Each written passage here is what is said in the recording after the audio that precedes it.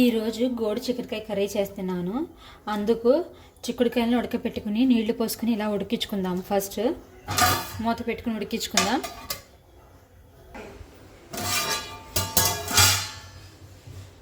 చిక్కుడుకాయలు ఉడికిపోయినాయి, తీసేసుకుందాం.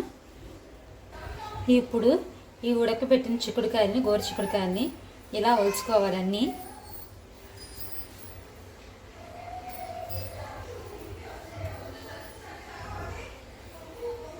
చిన్నవి అయితే 2 ముక్కలు చేసుకోవాలి, పెద్ద అయితే 3 ముక్కలు చేసుకుంటున్నాను నేను. దీన్ని తాలింపు పెట్టడమే ఇది చాలా బాగుంటుంది.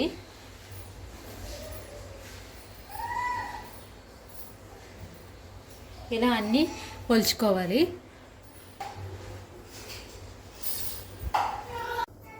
ఇప్పుడు ఈ చిక్కుడుకాయలన్నీ ఇలా ఒలుచుకున్న తర్వాత ఇప్పుడు ఈ చిక్కుడుకాయలని తాలింపు పెట్టుకుందాము. అందుకు పాన్ పెట్టుకుని ఒక 3 స్పూన్స్ ఆయిల్ వేస్తున్నా నేను.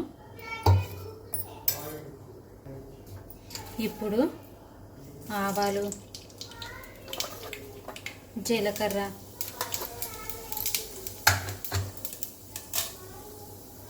పచ్చిశనగపప్పు, మిరపగుళ్ళు, ఉల్లిపాయ, పచ్చిమిరపకాయ, కరివేపాకు.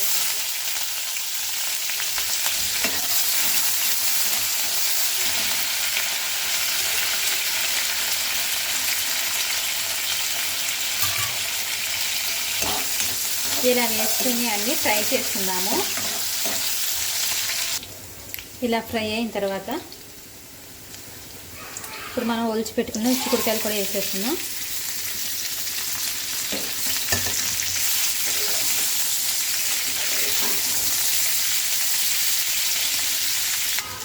ఇందులో కొంచెం పసుపు, స్పూన్ కారం, స్పూన్ సాల్ట్ అన్నీ వేసేసుకుని మిక్స్ చేసుకున్నాం.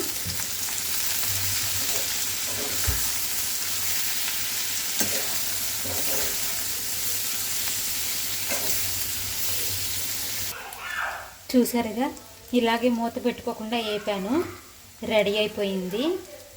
ఇది అన్నంలోకైనా సరే, చపాతీలోకైనా చాలా బాగుంటుంది. గోరు చిక్కుడుకాయ తాలింపును ఒకసారి మీరు కూడా ట్రై చేయండి, టేస్ట్ చాలా బాగుంటుంది.